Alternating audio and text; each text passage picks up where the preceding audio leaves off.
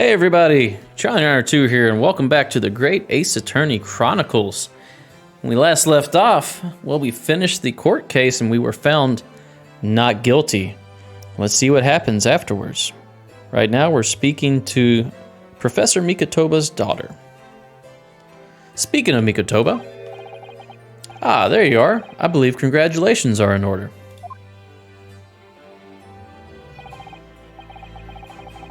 Naruhodo, you did an excellent job. Thank you, Professor. Who is he? Is he Tom Selleck? Or is he Burt Reynolds? Or is he an amalgamation of both, if he were born in Japan? Oh no, it is I who should be thanking you, after all. Your efforts exposed the true criminal that took the life of my good friend. Good friend? Oh yes, you mentioned that before. It was you who actually invited Dr. Wilson to Yume University, wasn't it?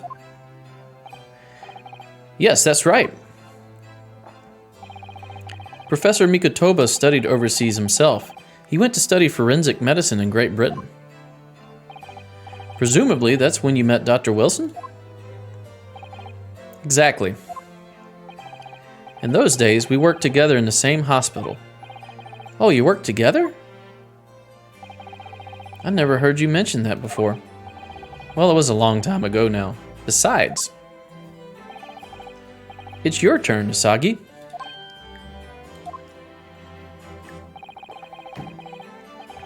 Great Britain is a magnificent country. It leads the world in science, medicine, engineering, culture, and of course, in law. Watch and learn, my boy. See what's happening in the world's largest melting pot. I will. I'll learn all that I can. I swear on this, the spirit of the Usagi clan. You're not taking that sword to Great Britain, are you? I have a feeling he is. Of course I am. The Japanese man's katana is his soul. This blade shows me where I need to go. It cuts down anything that's in my way. It's not very scientific of you, is it? Yes, I've definitely seen how sharp it is already with my own eyes. That reminds me. What's happened to the woman? To Giselle Brett, I mean. After all, she's guilty of murder. Ah, yes, her. It's not easy to tell you this, but what do you mean? Surely she's going to face trial herself now. She's the true culprit, after all. She will be leaving Japan in the very near future for Shanghai. What? Shanghai?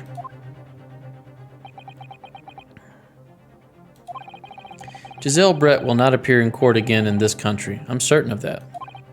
What? But why not? It's a matter of consular jurisdiction. Inspector Hosonaga! Why are you coughing blood, my dude? I want to know that.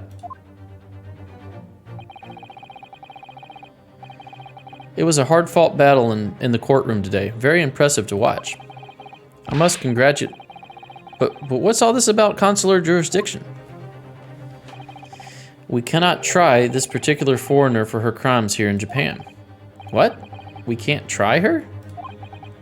But then who? Who's going to bring her to justice? A British consular court will hear her case, somewhere far away where our voices can't be heard. But why a consular court? Professor, I simply don't understand. I thought consular courts were a thing of the past now that we've signed the friendship treaty. Yes, in normal circumstances you're right. Then so long as this is not a serious incident of highly political nature to our respective governments, they can't invoke a consular court just like that. Oh, can't they? Yes, she's a student, but it doesn't justify our government's making secret agreements about her fate, does it?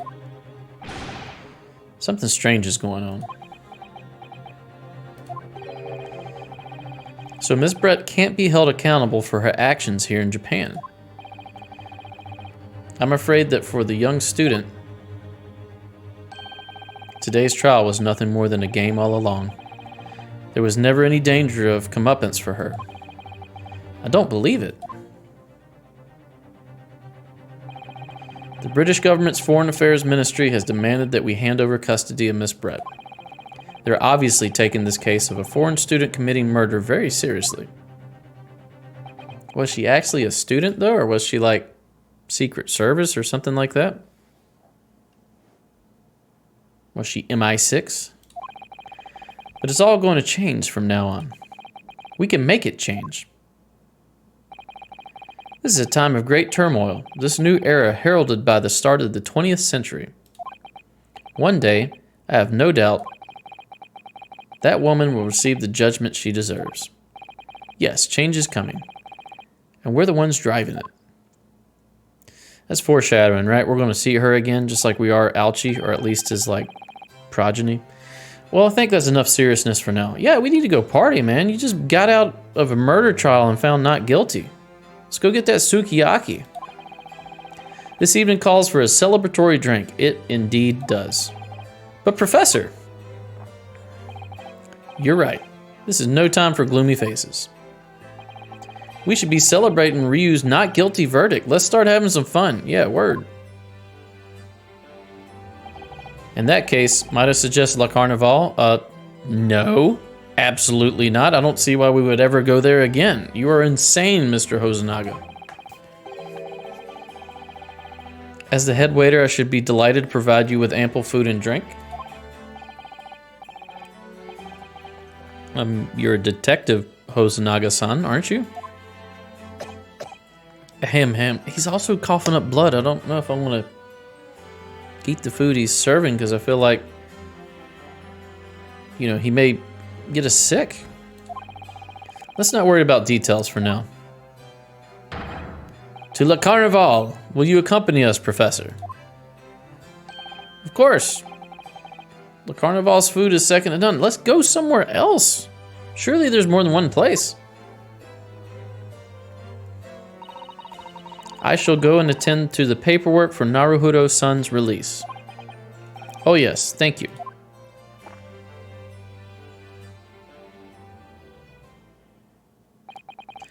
So Giselle Brett won't be tried here. I suppose that means I'll never know. I'll never find out why she killed Dr. Wilson. I'm pretty sure we will find that out.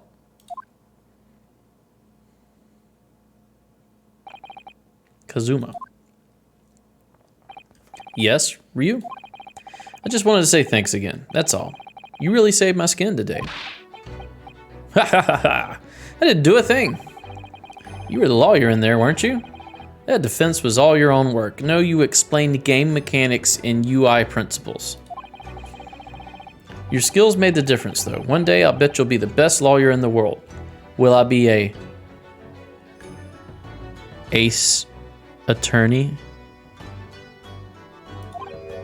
I'm not so sure about that. To be honest, something kept occurring to me over and over during that trial. I couldn't help thinking that maybe you're the one destined to become a great lawyer, not me. What? Come on, be serious. If I helped you today, it was only right at the very start of the trial. But you have a natural talent for it, for being a defense lawyer, I mean. Oh no, not me. All the tense verbal combat? I never want to go through that ever again. I almost feel like we would be a better investigator than a lawyer.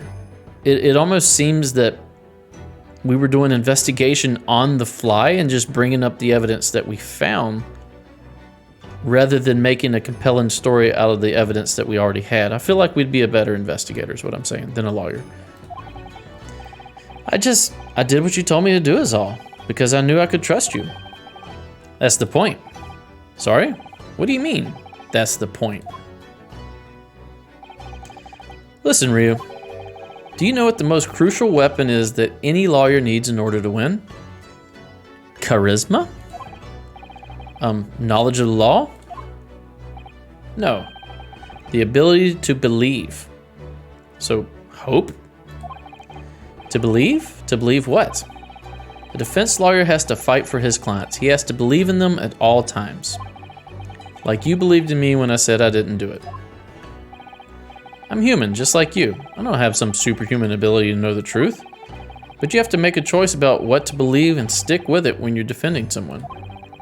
Sometimes in the courtroom, you can really be backed into a corner. But being able to remain faithful to what you chose to believe in even then, well, that's not something that anyone can do. It takes a special kind of person. Well, let's break out of the narrative for a second and let's talk about what he just said. There is merit to standing by your convictions, yes. But also, there's a point where you pass standing by your convictions into just plain stubbornness and ignorance. So, there's a fine line there. Yes, you believe your clients and you choose to believe them, but like, that doesn't mean you just ignore irrefutable proof that maybe what you chose to believe is the wrong thing, and then just say, well, I chose to believe this, so it doesn't matter what you show me. I'm always just going to believe this. That's stubbornness and ignorance. So there has to be some gray area there. It's not just black and white. All right, let's keep going. Back into the story. Sorry, I had my little rant. Believing in your client. Just look at today's trial. I'm a student lawyer with precious little real experience, but you never stopped believing in me. Well, you face seemingly hopeless situations time and time again, but you never stopped looking for the truth. Yes, but because I was the defendant, I had inside knowledge and knew for a fact that I was innocent. There's always going to be that second guess. If you were my lawyer, Kazuma, and you didn't personally know me, there's always that what if in the back of your mind. Well, what if he did do it? Because you weren't there, unless you have evidence that says the contrary, you may not know if somebody did it or not. You're still going to defend them to the best of your ability because that's your job, but there's like a moral dilemma that comes up if you do find out 100% that, no, this person did do this. It's kind of a weird place to be. All right, let's keep going. And in the end, you found it. Through your own efforts and because you never stopped believing in me. Thanks, Kazuma. I think that's why this first case was myself being on trial, so that you didn't have that moral dilemma. And you didn't have that extra layer thrown on there of, well, did he do it or not? Because we knew for a fact that we did not do it. There's something I want to ask you, actually, Ryunosuke. Or Ryunosuke. Well, it's a favor, really. Something very important to me. You're going to ask us to go to Britain with you. You don't have to ask. I'm coming. It sounds serious. What? Ah, you're still here, are you? Oh, Inspector Hosonaga. Welcome back. I've arranged some rickshaws for us. Let's go. Thank you. We'll be right there.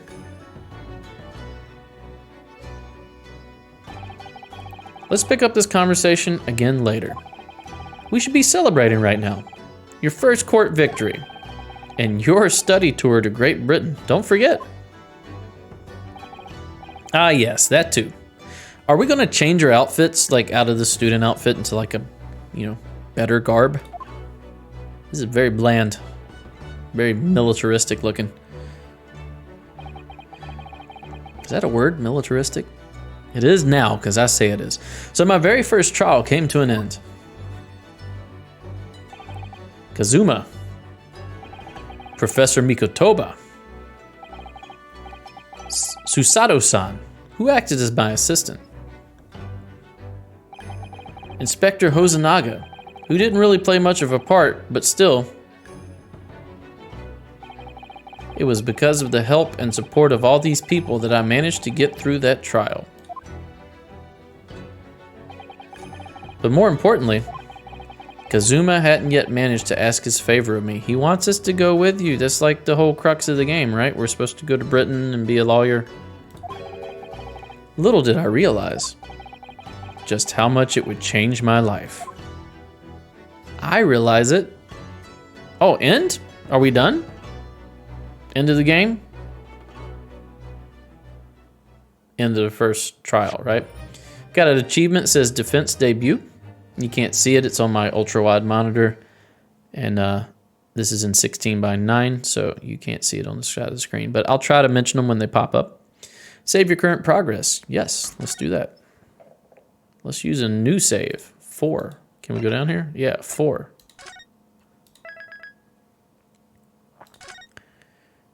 All right, what's going to happen next? Oh, what is this? What's this? Episode 1? Episode 5. Wait a minute, so we know how many episodes there are. Some of these may be longer. The Adventure of the Great Departure. Welcome to Le Carnival. Okay, so now we go to episode 2, which is The Adventure of the Unbreakable Speckled Band.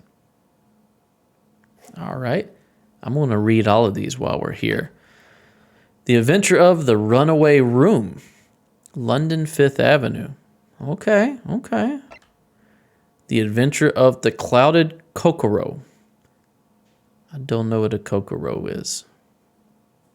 Guess we about to find out. The Adventure of the Unspeakable Story, The Hound of the Baskervilles. Isn't that Sherlock Holmes? A hound it was, but not such a hound as any mortal had ever seen. Its eyes glowed with a smoldering glare. The whole of its ox-sized body was outlined in white-hot flames. Okay, well, let's start with episode 2 of 5. Clickety-clickety. Start playing from the start of this episode. So does that mean that we can jump around? I don't see why we would, but maybe.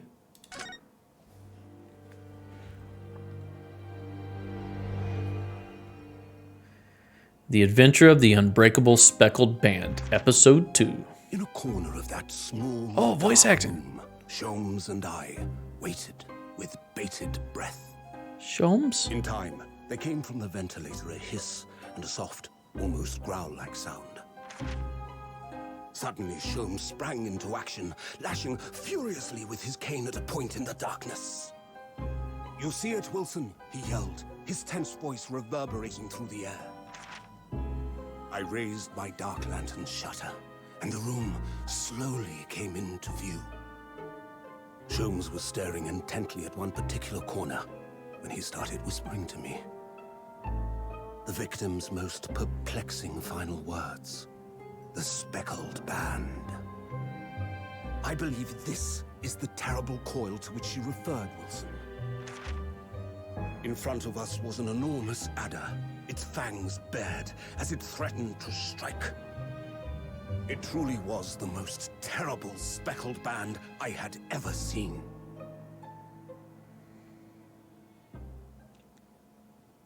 Did he say Sholmes and Wilson? Do we have knockoff Sherlock Holmes and Watson here? Looks like it. Oh, we're on the steamship Burya. Oh, animation. So then, let us unravel this mystery and discover what events led to this curious murder. Pray, do excuse me. The cabin door was bolted from the inside when the man was killed. No marks to suggest the bolt was tampered with in any way. So, this would appear to be a locked room mystery. In his final moments, the victim scrawled a message on the floor. Almost certainly with the ink from this upset bottle. What? A Russian word. So the victim was a Russian man then. And the letters are well formed, suggesting he was compos mentis at the time. This is a most extraordinary script. And evidently not penned by the same hand as this message. In fact, I deduce it was written by someone of a different nationality.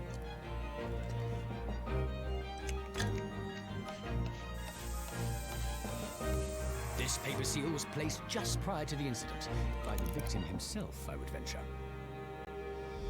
Well, what have we here? Who are you, and what do you think you're doing here? No one must touch before maritime police come. We must wait. Shh. That won't be necessary. You see, in less than 5 seconds from now, I will reveal the killer to you. What? Don't be absurd. This is murder. I need cabin locked from inside. Ah yes, the locked room. But that mystery is paper thin. You don't mean the culprit is in there? Who are you, and where have you come from? I'm a great British consultant detective, the only one in the world. Sherlock Holmes. I presume you must have heard of me. Sherlock Holmes. Are we for real right now? With steampunk gadgetry? We went full fantasy with this. Ugh, my head is throbbing. Don't tell us it's us in the wardrobe. What's going on? Something's not right here. There's trouble in the air.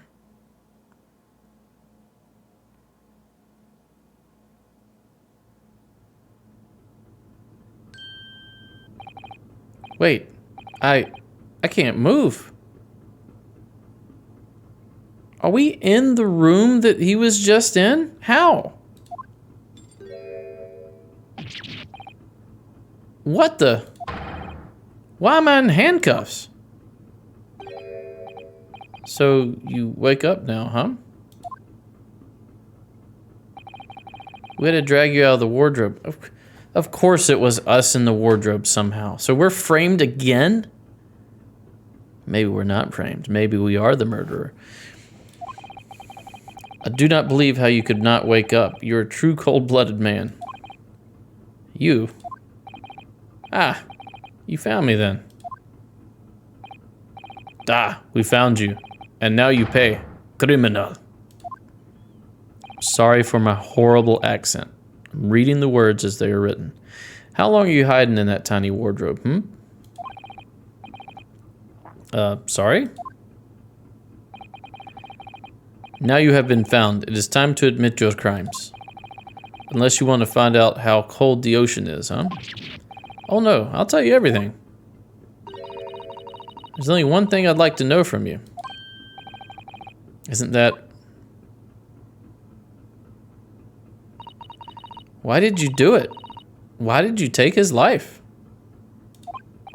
Miss Susato?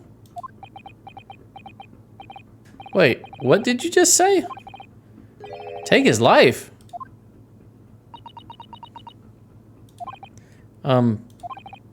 Where is he? Where's Kazuma? Is Kazuma dead? Ah, you pretend you do not know. You are a wolf in the sheep's pelt. You are the killer. Do not try to make excuses. What? So, are the Russians speaking Japanese? Kazuma-san was. Kazuma-san's body was discovered not long ago. Here, in this very cabin that was bolted shut from the inside. His body? Please. Do not try to tell us you were doing this terrible thing in your sleep. Kazuma's dead? But he can't be. These handcuffs. Surely you don't think I have to know. Why did you take Kazuma-sama's life? Answer me, please. No. No.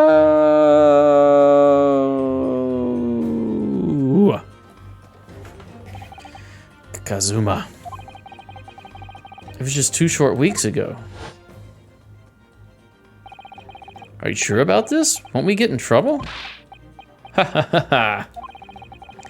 Don't you find it fun being a stowaway? Besides, how else could you come to England with me to study? was really something else when they brought your luggage in here earlier, though. The way that Russian crewman just tossed your traveling case onto the floor. I thought I was going to die.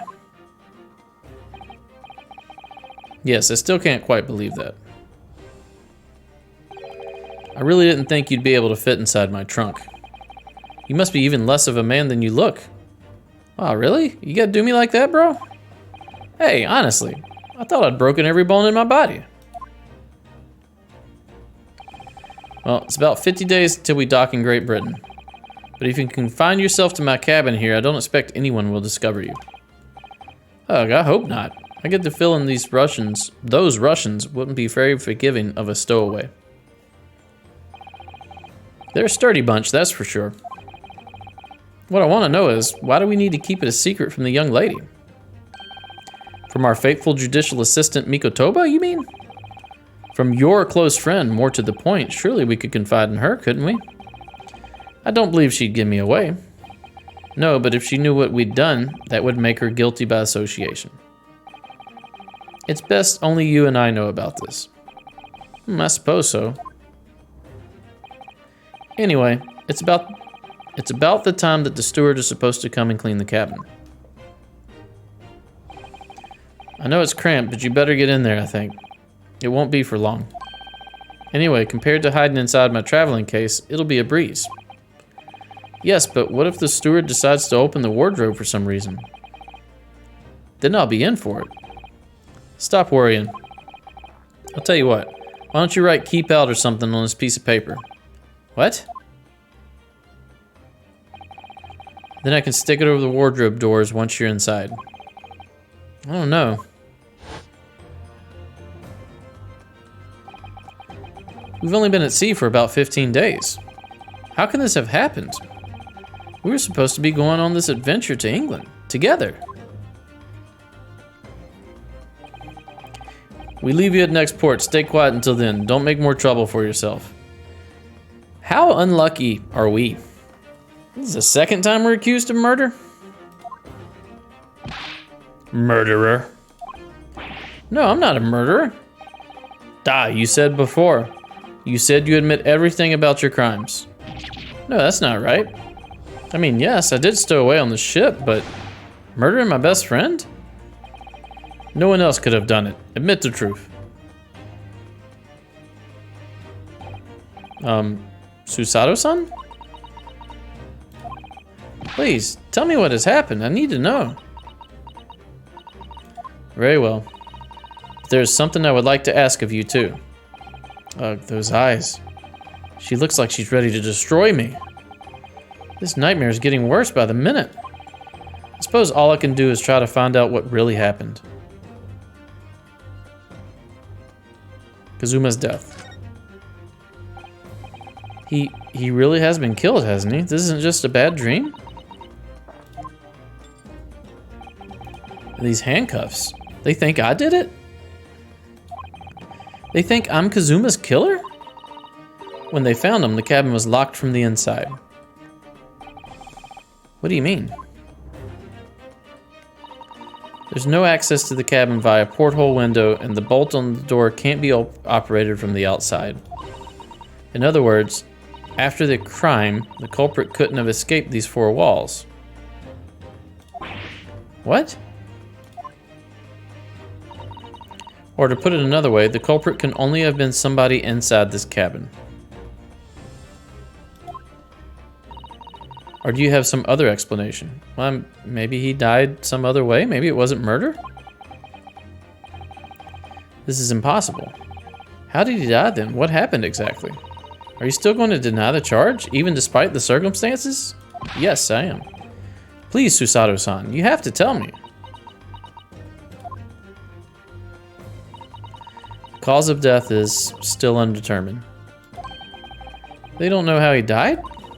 The ship's doctor examined the body, but of course, he has no post-mortem analysis experience. I don't suppose we shall learn more until an expert has been consulted at our next port of call. So presumably that means there were no obvious external signs of injury then. That's true, yes. About the incident. Can anyone tell me what actually happened here in this cabin? I don't understand it. Why would anybody want to kill Kazuma? Presumably that's something you know the answer to better than anyone. Please, whatever you say, you were here in the cabin after all. Well, yes, I was, but... He would always wake before dawn and do his training first thing in the morning.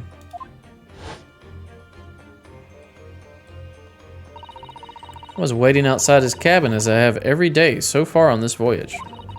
But this morning, he did not come. I could sense that he wouldn't. Does that mean he was already dead when Susato-san arrived at his cabin door, I wonder?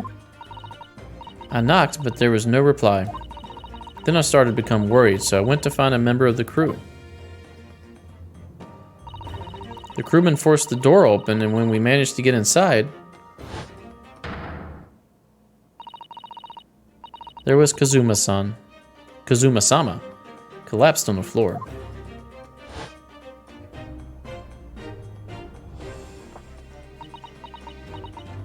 Dot, dot, dot. And the white tape there now shows exactly where he was found, I suppose. And I guess we're going to investigate this further next episode. Thanks for watching. If you enjoy my content, please consider a like, a comment, and or a subscribe. It helps the channel out tremendously as I try to grow it. And stay tuned for next episode. We'll see you then. Bye-bye.